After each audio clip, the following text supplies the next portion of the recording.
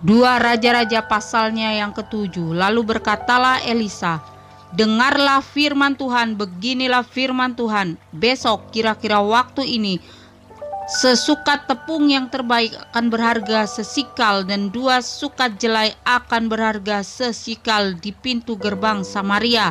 Tetapi perwira yang menjadi ajudan raja menjawab abdi Allah, katanya, sekalipun Tuhan membuat tingkap-tingkap di langit, masakan hal itu mungkin terjadi?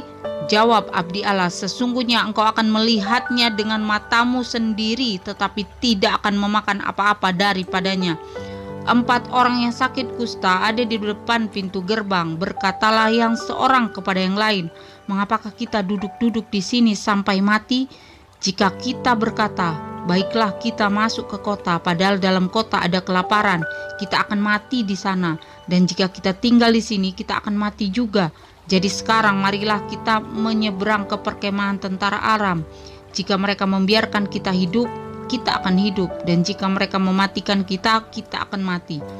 Lalu pada waktu senja bangkitlah mereka masuk ke tempat perkemahan orang Aram.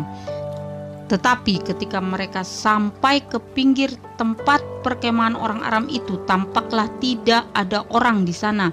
Sebab Tuhan telah membuat tentara Aram itu mendengar bunyi kereta, bunyi kuda, bunyi tentara yang besar, sehingga berkatalah yang seorang kepada yang lain, sesungguhnya Raja Israel telah mengupah raja-raja orang Het dan raja-raja orang Misraim melawan kita, supaya mereka menyerang kita. Karena itu bangkitlah mereka melarikan diri pada waktu senja dengan meninggalkan kemah dan kuda dan keledai mereka serta tempat perkemahan itu dengan begitu saja. Mereka melarikan diri menyelamatkan nyawanya. Ketika orang-orang yang sakit kusta itu sampai ke pinggir tempat perkemahan, masuklah mereka ke dalam sebuah kemah lalu makan dan minum. Sesudah itu mereka mengangkut dari sana emas dan perak dan pakaian, kemudian pergilah mereka menyembunyikannya. Lalu datanglah mereka kembali, masuk ke dalam kemah yang lain dan mengangkut juga barang-barang dari sana. Kemudian pergilah mereka menyembunyikannya. Lalu berkatalah yang seorang kepada yang lain, tidak patut yang kita lakukan ini. Hari ini ialah hari kabar baik, tetapi kita ini tinggal diam saja. Apabila kita menanti sampai terang pagi, maka hukuman akan menimpa kita. Jadi sekarang marilah kita pergi menghadap untuk memberitahukan hal itu ke istana raja.